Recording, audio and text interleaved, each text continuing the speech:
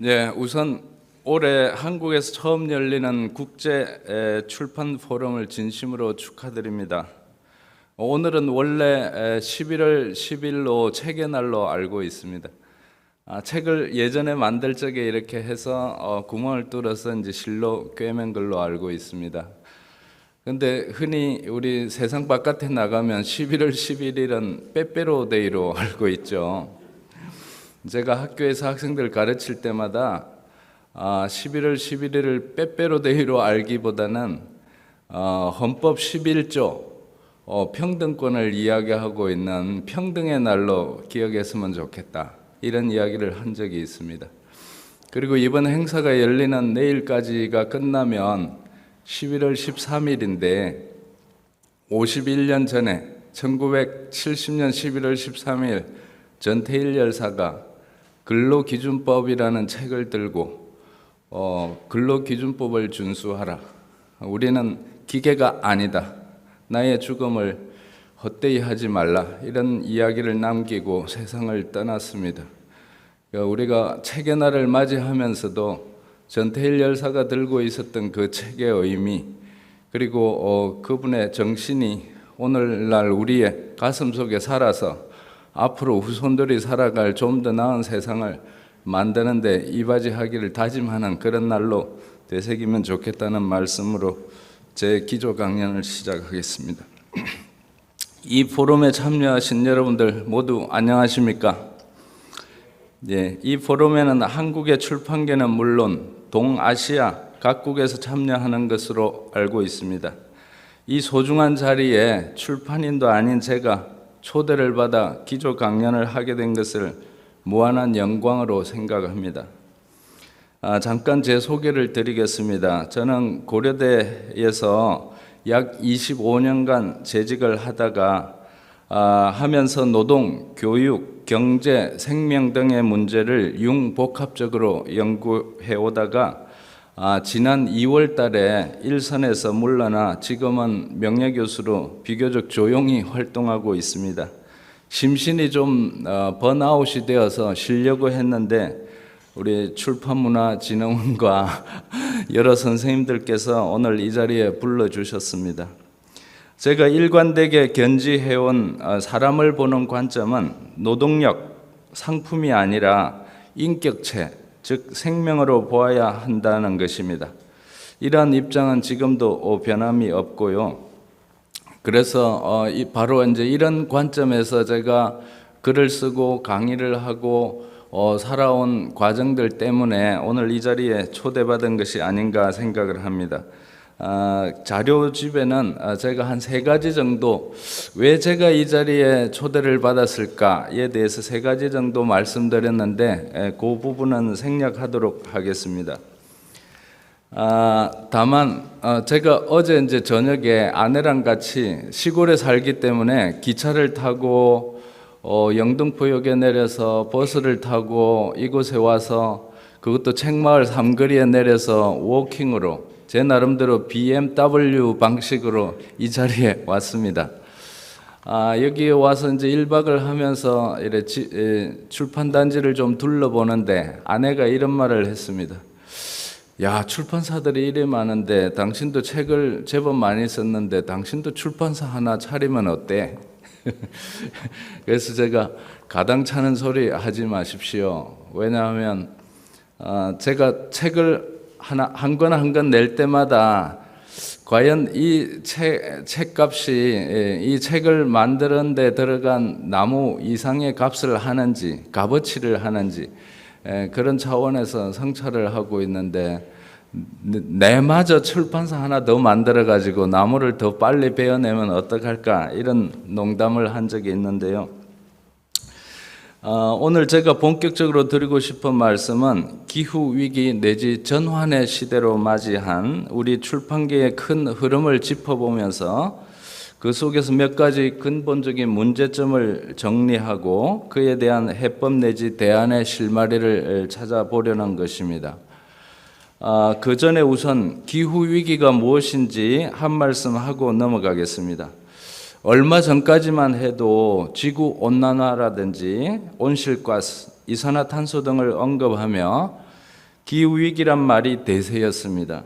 IPCC 등 국제적인 전문가들이 자칫하면 인류 정체가 얼마 안 가 제6차 대멸종 사태로 지났게 된다는 경고를 거듭 진지하게 하는 바람에, 그리고 스웨덴의 그레타 툰베리로 상징되는 다음 세대 젊은이들이나 청소년들이 우리가 살아갈 미래를 뺏지 말라 이런 말을 하며 저항 행동을 범지구적으로 해오는 바람에 기후변화 개념이 이제 기후위기 개념으로 바뀌고 있습니다.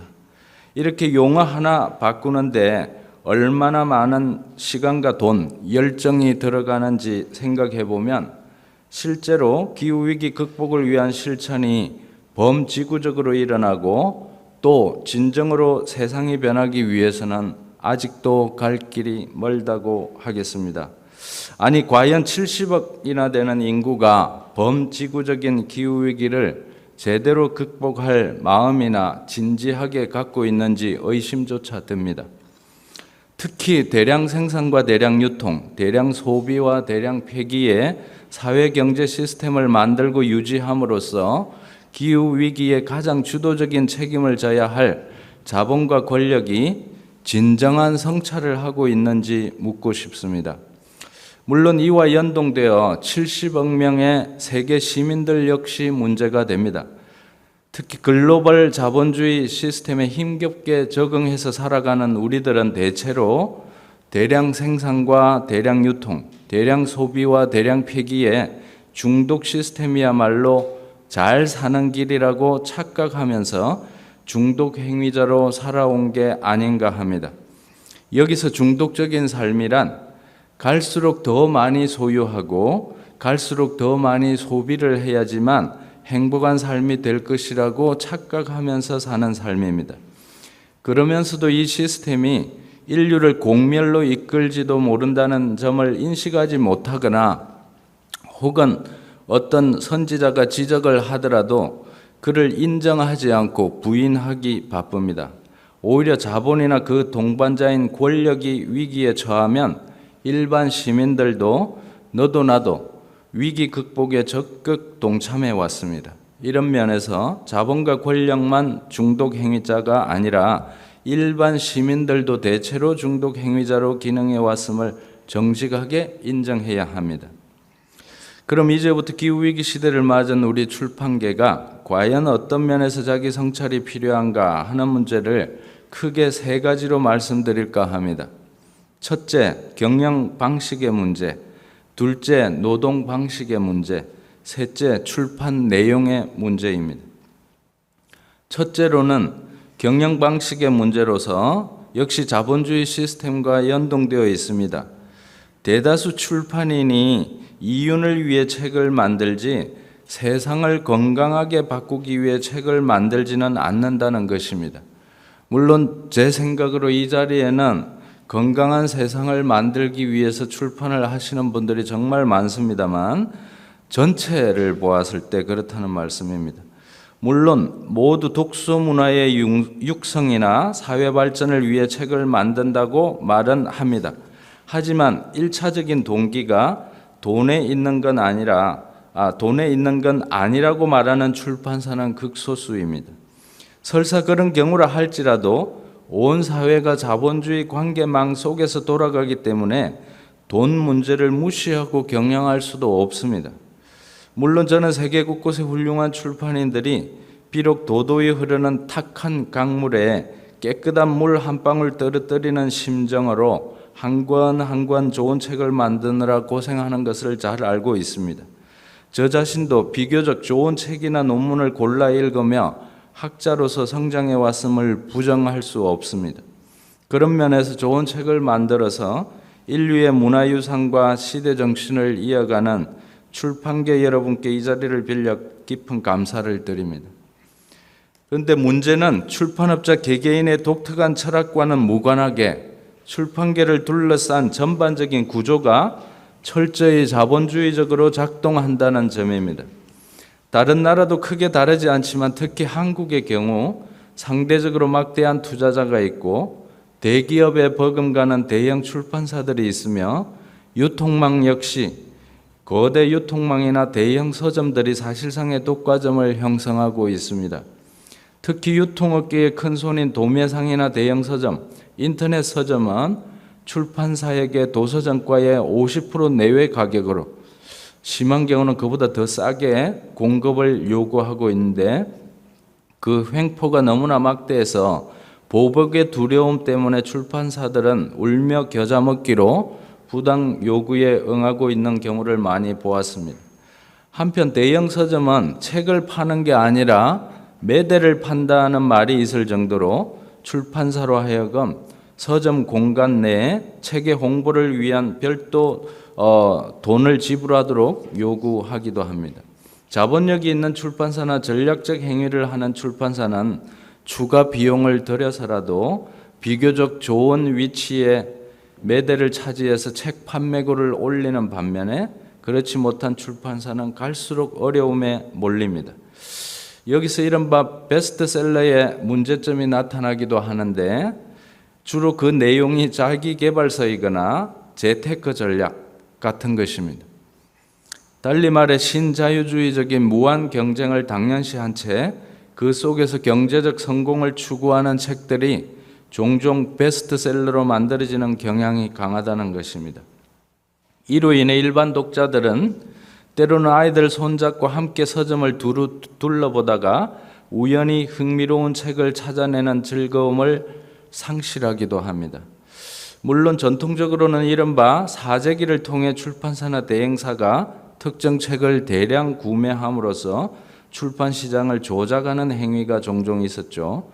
요즘은 더 이상 그렇게 하기 어려워지니까 파워 블로그나 파워 페북, 파워 트위터 등을 조직하거나 인터넷 서점의 홈페이지 광고 내지 대형 서점의 매대 노출을 증진하는 방향으로 그 방식이 바뀌기도 합니다. 이와 별개로 재벌급 대기업 같은 경우는 친자본 내지 친기업적인 내용을 담은 특정 서적에 대해 수천 내지 수만 권을 지속적으로 구입해 전 직원에게 필독서로 나눠줌으로써 제대로 읽는지는 별개죠. 스스로 베스트셀러를 만들어가기도 합니다. 이런 경우는 단순히 책 판매고, 즉 출판 경영의 문제가 아니라 전체 사회를 자본지향적인 방향으로 만들고자 하는 일종의 문화정치의 이슈가 된다고 봅니다. 반면 소매점에 해당하는 동네 서점들은 이러한 유통 구조에 수직적으로 종속되어 있죠. 따라서 동네 서점들은 도서점가의 70% 내외로 공급받아 판매를 해야 하니 월세 내기도 빠듯한 실정입니다. 게다가 오늘날은 인터넷 서점이 유통시장을 다른 방식으로 장악하고 있습니다. 중간상이나 마을 서점을 뛰어넘어 소비자와 직접 거래를 하기 때문입니다. 그러니 동네 서점 또는 작은 서점에서 이루어지던 인간관계나 책방 문화의 형성은 갈수록 줄어들고 그 자리에 상품, 화폐, 가격 경쟁만 치열하게 전개됩니다.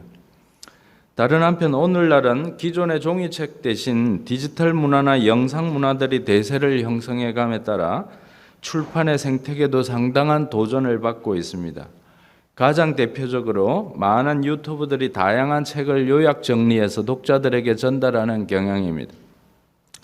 TV나 라디오조차 책 관련 프로그램을 그런 식으로 편성합니다.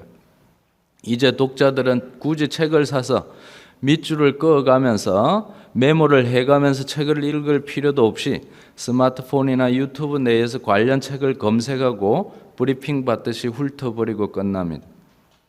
그 결과 책의 한 줄마다 우러나오는 감흥을 느끼는 과정이나 그 감동을 타인과 공유하는 과정은 생략되기 쉽고, 책의 내용이나 그와 관련해 생기는 정서들은 매우 휘발성이 높은 것으로 변해버립니다.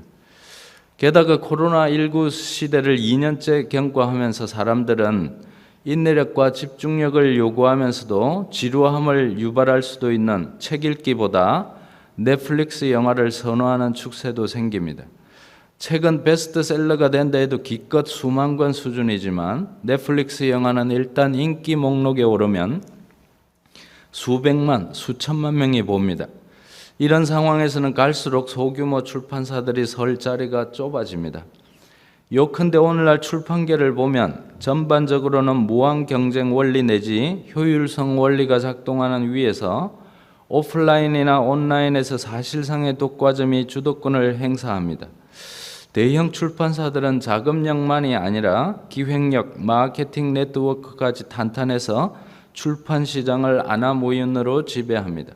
때로는 대기업이나 주류 언론 등이 세계적으로 책을 홍보, 구매합니다. 인터넷 서점 역시 대형 유통망이 지배합니다. 그 와중에 영세 출판사, 1인 출판사는 설 자리가 만만치 않습니다. 하루하루 버티기도 힘듭니다. 이 모든 사태의 결과는 독서 문화, 즉 책을 매개로 한 인간관계 형성이나 독서 문화 및 공동체 형성 등의 차원은 갈수록 약화하고 그 대신에 살벌한 자본 경쟁, 가격 경쟁, 상품 경쟁만 갈수록 강화하는 것입니다. 즉 훈훈한 인간관계 대신 몸이 건조한 상품관계가 우리 삶을 지배하는 물신주의가 온 사회로 확장되는 것입니다. 따라서 책이라는 인류 문화 공공재를 더 이상 상품 시장에 방치하지 말고 정부와 지자체, 공공민간 도서관, 각급 학교와 대학, 언론, 종교 등 다양한 공적 기관들이 문화 공공재인 책의 생산과 보급, 독서와 토론을 진흥하는 방향으로 더욱 많이 연대하고 소통, 협력할 필요가 있습니다. 그 과정에서 출판사는 문화 공공재를 기획, 생산, 보급하는 핵심 주체로 재정립될 수 있습니다. 또 그렇게 될 때 우리는 전 사회적으로 물신주의 풍토가 아니라 수준 높은 인간관계를 창조할 수 있다고 봅니다. 둘째로 출판 노동 내지 일하는 방식의 문제를 말씀드려 보겠습니다. 가장 대표적으로 출판 노동자들은 전통적으로 장시간 노동 및 고강도 노동에 노출되어 있습니다. 한국은 2004년 이후 단계별로 주 5일제, 요즘은 주 52시간제라고 하는데 저는 거듭해서 주 40시간제다. 52시간제도는 잔업시간을 포함한 것으로 예외적으로 어쩔 수 없는 경우에 52시간까지 허용되는 거지 당연히 52시간이라고 말하는 것은 법적으로도 잘못된 것이다라고 말하는데도 워낙 예전에 68시간이라는 아주 말도 안 되는 그런 이야기들이 있었기 때문에 52시간제도 편하게 받아들이는 것 같습니다. 어쨌든 주 5일제 하루에 8시간, 주 40시간을 기준으로 하고 있는데요. 2012년부터 원칙적으로 모든 사업장에서 주 40시간제가 실시되어야 하는데 실제로는 자본진영의 반말로 단계별 정착이 지지부진하다가 2017년 5월 문재인 정부가 다시 출범하면서 다시 주 40시간제를 시행하고 있습니다. 하지만 한국의 출판계는 잘 아시다시피 5인 미만 사업장이 70%를 넘고 있고 50인 미만으로 좀 넓혀보면 거의 97%가 50인 미만 사업장으로 분류되어 있습니다. 이런 상황에서 법정 노동 시간을 준수해 가면서 일하기가 쉽지 않은 상황입니다. 2015년 출판 노동 실태 조사에 따르면 출판 노동자의 70% 이상이 연장 근로를 하고 있었고 37%는 휴일에도 일하고 있다고 했습니다. 연장 근로를 하는 분들이 보상을 받지 못하는 경우도 75%가 됐고요. 40% 이상은 휴일 노동에 대한 보상조차 없다고 했습니다. 물론 지금은 더 나아졌으리라고 봅니다만, 그다음 외주 노동자의 경우는 더 상황이 열악한 걸로 나와 있습니다. 외주 노동자의 50% 이상이 하루에 8시간 이상 일을 하고 있었고 심지어 14시간까지 일하는 경우도 10%에 육박했습니다. 그런 상황에서 2013년부터 보리 출판사에서 주 30시간제, 하루 6시간, 주 5일 근무를 선도적으로 시행한 것은 시사적이라고 봅니다. 물론 여기에도 명함은 있고 내부 구성원들끼리 만족도의 차이가 있는 것으로 압니다. 그러나 전반적으로 열악한 출판계의 노동 환경을 감안한다면 보리의 실험은 오래전에 미국 켈로그사의 6시간 노동제처럼 일반 사회에 신선한 충격파를 던지며 새로운 혁신의 신호탄이 되고자 했습니다. 하지만 이 작은 실험은 불행히도 전 사회적으로 확장되지 못했습니다. 그것은 우선 조직 구성원 간의 소통과 합의가 불충분해서 준비가 부족했다는 점이 있고요. 나아가 전체 사회 구조가 함께 변하지 않은 채 일부 분야나 한두 조직에서의 선도적인 변화만으로는 일과 삶의 균형을 구현하기가 어렵다는 점 때문입니다. 특히 정치 경제적인 엘리트들은 제 아무리 지구온난화나 기후위기 등 위험 신호가 거세도 여전히 재벌과 대기업 위주의 산업화 및 경제 성장만이 살 길임을 철칙으로 믿고 있습니다. 나아가 상당수 사회 운동가들의 활약과 제안들이 나옴에도 불구하고 일반 시민 대다수도 대량 생산 대량 소비 시스템 안에서 안정된 직업과 더 높은 임금으로 남부럽지 않게 살기를 인생 목표로 삼기에 전반적인 사회 변화가 어렵습니다. 출판 노동과 관련해서 두 번째 문제로는 사장 내지 편집장의 갑질이 종종 발생한다는 점이죠. 여기서 갑질이란 일종의 권력 문제인데 자본주의 조직 경영에서 흔히 나타나는 권위주의적이고 비민주적인 인사관리 관행입니다. 이는 전체 출판사의 80%가 5인 미만 사업장인 점을 감안하면 그리 놀랄 일도 아니죠. 일례로 사장이 편집장이나 일반 직원에 대해 강압적이거나 일방적인 명령을 내리거나 무리한 목표치를 설정하고 일정이 촉박한데도 성과 달성을 강요하는 일이 있습니다. 또 편집장 역시 사장에게 시달리면서도 부하들에게는 사장처럼 군림하는 경우도 있습니다. 실제로는 무리한 출간 일정으로 인해 편집장은 물론 일반 직원들이 모두 고도의 스트레스를 받는 일이 허다합니다. 나아가 노동법에 보장된 육아휴직 역시 보장되지 않기 일쑤이고 만일 무리해서라도 휴직을 하고 나면 죄책감으로 퇴사를 하거나 권고사직을 강요당하기도 합니다. 특히 외주 노동자들은 예사로 임금 체불을 경험하고 상기 외주 출판 노동자 실태 조사에서도 88.8%의 외주 노동자가 작업비 체불을 경험하고 있다고 했습니다. 출판 노동의 세 번째 측면은 집단적인 노사관계 차원인데요. 출판 노동자들의 독자적 노동조합 결성 문제와 단체 협약 문제가 있습니다. 87년 이후로 민주노조운동 과정에서 여러 논의들이 있었으나 출판 노동자의 독자적 조직은 뒤늦게 출범했습니다. 마침내 2012년 한국에서 행복한 노동이 좋은 책을 만든다라는 슬로건 아래 출판 노조가 생겼습니다. 민주노총 산하 언론노조 소속입니다. 원칙적으로 모든 출판 관련 노동자들이 조합원이 될 수 있습니다. 전국에 약 4만 개 정도의 출판사가 있고 직접적인 종사 인원은 약 20만 명으로 추산되지만 현재 출판 노조 조합원은 1%도 안 됩니다. 우리나라 전체 노동조합 조직률이 10% 정도죠. 또 그것도 낮은데 북유럽에 가보면 70~80%가 예사로 있는 거에 비해서는 너무나 열악한데 출판계는 1%도 안 됩니다. 그간 선진 노동 활동가들이 노력한 덕에 근로계약서 작성이나 4대 보험 가입 등은 상당한 진전을 이루었다고 합니다. 그러나 전술한 노동시간 문제나 갑질 문제, 부당해고 문제 등은 여전하다고 합니다.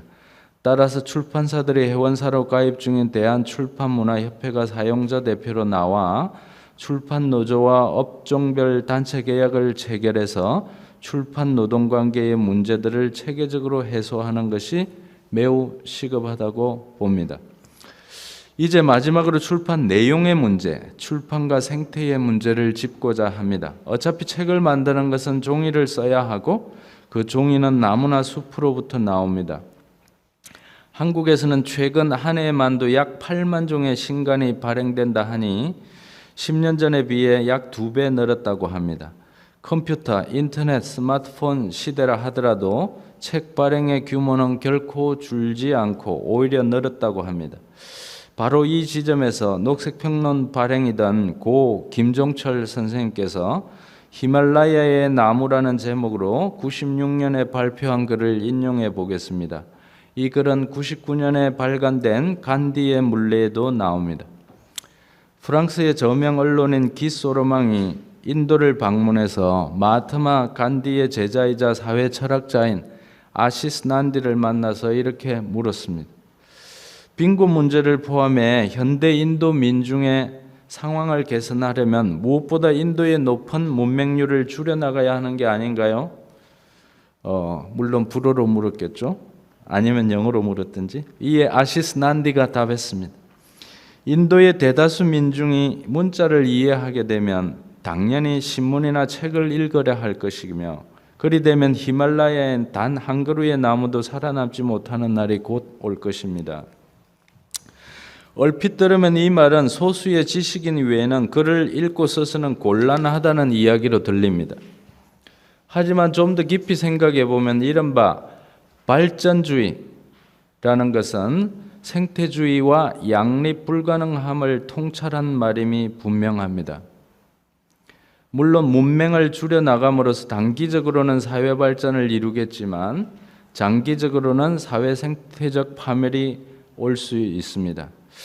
현재 우리가 코로나19 이외에도 지구온난화나 기후위기 등 파국적 상황의 고통을 겪는 배경도 결국은 대량 생산, 대량 소비를 근간으로 하는 근대 경제 시스템, 즉 자본주의와 무관하지 않습니다.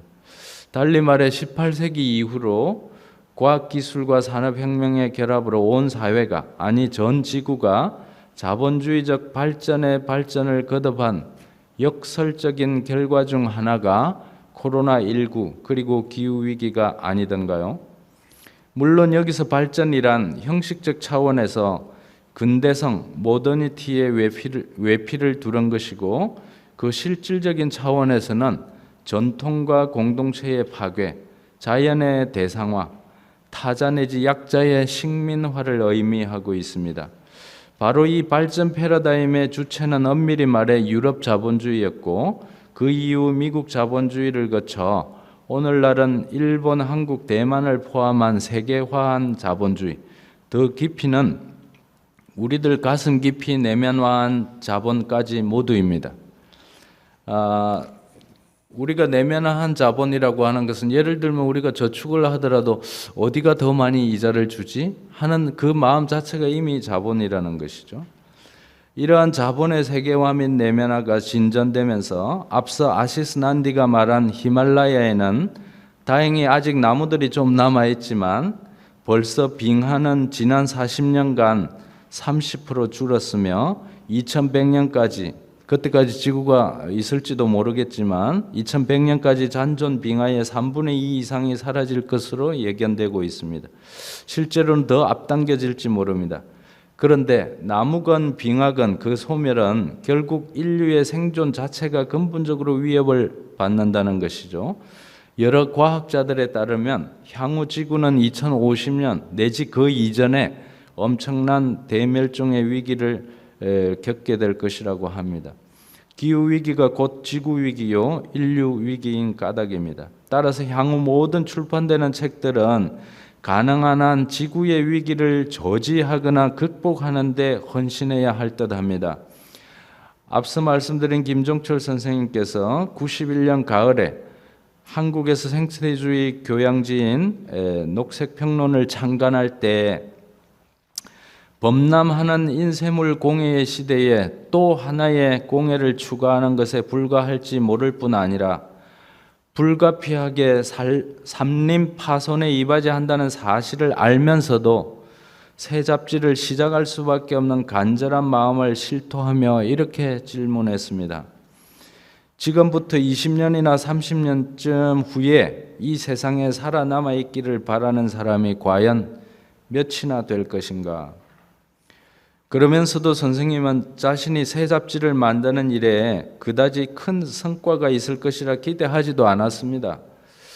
이렇게 말씀하셨죠. 뉴욕 타임즈 일요판이 나오기 위해서 캐나다의 숲이 하나씩 없어져야 하는 시대에 녹색평론이 아무리 재생용지를 가지고 책을 만들어 보려고 애쓴다 해도 결국 헛일일 가능성이 크다라고 했거든요.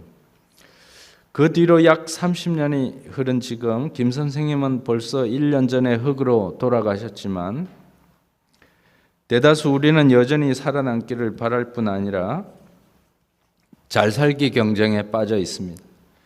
그럼에도 최소한 우리는 책 하나를 만드는 데 들어가는 종이와 나무 펄프, 숲의 가치보다 더 소중한 사회적 가치를 창출해야 합니다. 보다 구체적으로 팔리는 책을 만들기보다 필요한 책을 만들어야 하며 지구 위기 내지 인류 위기에 대한 문제의식을 더 높이거나 위기를 막을 지혜를 담은 책을 만들 필요가 있습니다. 무엇보다 대량 생산, 대량 유통, 대량 소비, 대량 폐기라는 자기 파멸적인 중독 체제를 극복하는 데 도움되는 책이 절실합니다. 이 시점에서 독일의 민중시인 베르톨트 브레히트가 1935년에 쓴 톱질하는 사람들이란 시를 같이 음미해 볼까 합니다. 중독 체제 속에 사는 중독자들의 모습, 즉 우리 자신의 모습을 잘 표현하기 때문입니다. 그들은 나무에 앉아 자신이 앉아있는 가지를 톱으로 자르기 시작했다. 누가 더 빨리 톱질할 수 있는지 시험하듯이. 그러다 소리를 질렀다. 그러더니 아래로 떨어졌다. 쿵 하는 소리와 함께. 그들을 쳐다보던 다른 이들은 톱질을 하면서도 고개를 저었다. 그리고 또 톱질을 힘차게 계속했다.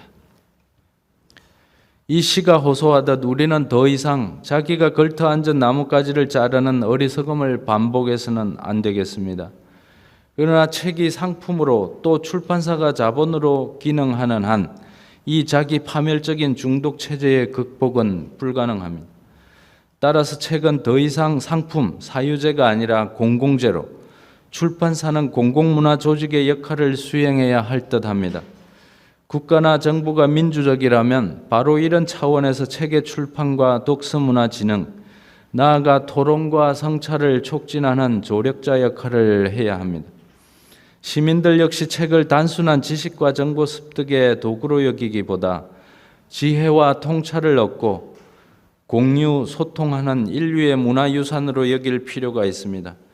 이런 면에서 이반 일리치의 지적처럼 중세 후기 서양에서 시작되어 근대 산업주의 문명으로 연결된 고립 속에서 침묵으로 행하는 독서라는 습관보다는 도서관이나 마을회관 등에서 여럿이 모여 책을 읽고 대화와 토론을 통해 상호 깨우침을 행하는 공동체적인 습관을 온 사회로 확산할 필요가 있습니다.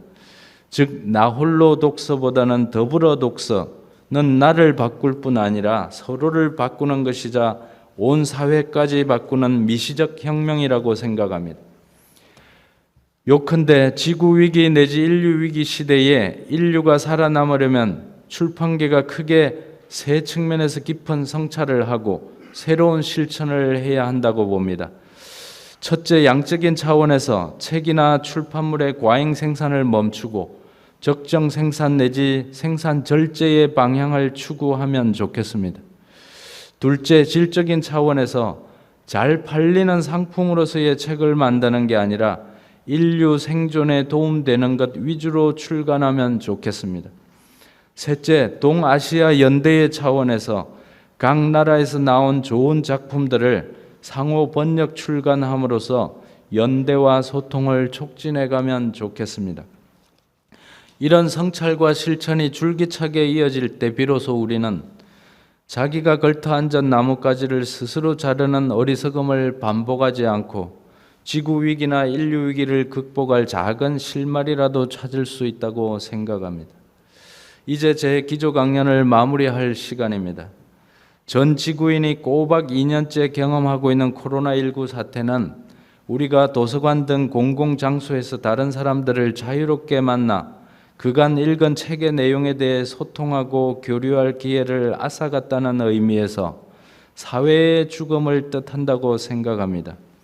하지만 다른 각도로 보면 코로나19 사태는 기후위기 내지 인류위기 등과 마찬가지로 지구 자본주의와의 내적 연관성을 꿰뚫어 볼 수 있게 성찰의 시간을 준다는 의미에서 일종의 축복이기도 합니다. 오늘 여러모로 부족한 제가 국제 출판 포럼이라는 이 소중한 자리에서 이러한 성찰의 시간을 함께 나누게 된 것 역시 축복이자 영광이라고 생각합니다. 모쪼록 우리 동아시아 출판계가 먼저 나서서 제가 말씀드린 출판의 경영 방식, 노동 방식, 그리고 출판의 내용 등 세 가지 차원에서 깊은 성찰을 하면서 더 나은 세상을 열어나가는 데 일조하기를 소망합니다. 오랜 시간 경청해 주셔서 감사합니다. 고맙습니다.